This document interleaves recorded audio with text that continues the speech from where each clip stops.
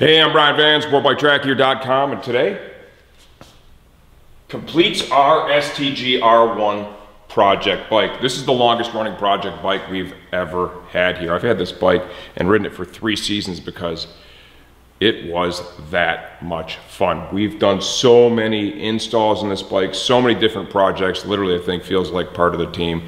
And this is almost a heartbreak knowing this bike is leaving. But you know, we're gonna send this thing off in style. I cleaned it up one last time, really nice, oil changed, everything's good to go, ready to rock, all ready for its new owner.